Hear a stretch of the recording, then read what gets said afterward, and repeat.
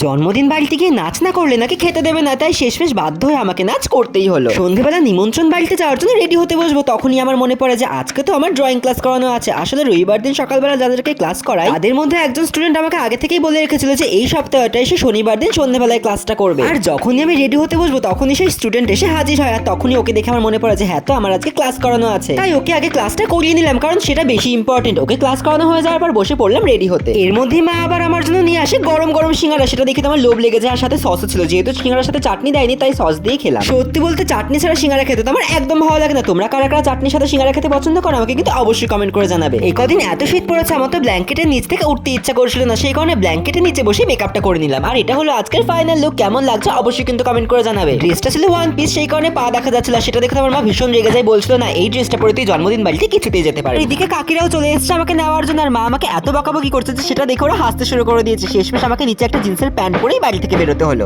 যদিও বা সেটা রাস্তায় বেরিয়ে খুলে ফেলেছিলাম। আরে বাবা, ফ্যাশন বলে তো একটা জিনিস আছে নাকি। আজকে হলো মল্লিকার জন্মদিন, সেই কারণে বাড়ি থেকে বেরিয়েই প্রথমেই চলে গেলাম টোটোদার দোকানে ওর জন্য একটা গিফট কিনতে। আমি তো বুঝতেই পারছিলাম না কি গিফট দেবো, পরে একটা গোল্ডেন কালারের ব্যাগ কিনে নিলাম, যেটা মল্লিকার খুবই পছন্দ হয়েছিল। চলে এসেছি জন্মদিন বাড়িতে, আর এসেই প্রথমে মল্লিকার সাথে কয়েকটা ফটো তুলে নিলাম আর ওকে গিফটটা দিয়ে দিলাম।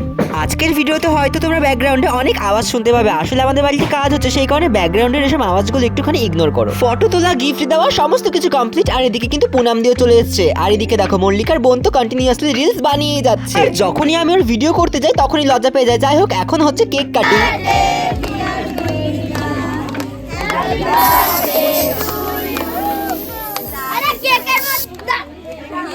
থ্যাংক গড আমি কেক কাটিং এর সময় সামনে জানি, নয়তো স্নো স্প্রের কারণে আমার ড্রেস আর হেয়ার স্টাইল সমস্তটাই খারাপ হয়ে যেত। মল্লিকা কিন্তু কেক কাটিং এর পর আমাদের সবাইকে একটু একটু করে কেক খাইয়ে দেয়, যদিও পরে আমি একটা বড় কেকের টুকরো নিয়ে খেয়ে নিয়েছিলাম, কারণ আমার ভীষণ খিদে পেয়ে গেছিল। আর ফার্স্ট ব্যাচে আমি বসে পড়ি খেতে, কারণ আমার ভীষণ খিদে পেয়ে গেছিল আগেই বললাম। আর জানো তো কিছুতেই মল্লিকা রূপম ওরা আমাকে খেতে বসতেই দেবে না, বলছে নাচ না করে কিছুতেই খেতে বসা যাবে না, আগে নাচতে হবে তারপরেই খেতে বসতে পারবে। আচ্ছা তোমরাই বলো, খালি পেটে কি কখনো নাচ হয়? তারপর আমি ওদের আশ্বাস দিলাম যে না, আমি খেয়ে দিয়ে নাচ করে তারপরেই বাড়িতে যাবো। আজকের মেনুতে প্রথমেই ছিল ডিমের ডিভিল সস আর স্যালাড। যেহেতু ফার্স্ট ব্যাচেই খেতে বসেছিলাম সেই কারণে সমস্ত খাবার দাবার একদম গরম ছিল। আর আমি তো জন্মদিন বাড়িতে যাওয়ার সাথে সাথেই খেতে বসে পড়েছি। খুবই লজ্জা লাগছিল, কিন্তু কি করবো, খুবই খিদে পেয়ে গেছিল। এরপরেই ছিল আলু বিরিয়ানি আর চিকেন কষা। জানো তো এই আলু বিরিয়ানি আর চিকেন কষার কম্বোটা আমার চিকেন বিরিয়ানির থেকেও বেশি ভালো লাগে। আর এমনিতেও শুধু শুকনো বিরিয়ানি আমি একদম খেতে পারি না, তার সাথে কোনো না কোনো গ্রেভি আইটেম আমার লাগবেই লাগবে। শেষ পাতে ছিল মিষ্টি আর হজমোলা, আমি তো না চাইতে আমাকে দুটো রসগোল্লা দিয়ে দিয়েছিল। খাওয়া দাওয়ার পরেই সোজা চলে গেলাম নাচতে, কারণ না নাচলে ওরা আমাকে কিছুতেই বাড়ি ফিরতে দেবে না। আসলে মনে মনে তো আমারও খুব নাচতে ইচ্ছা করছিল,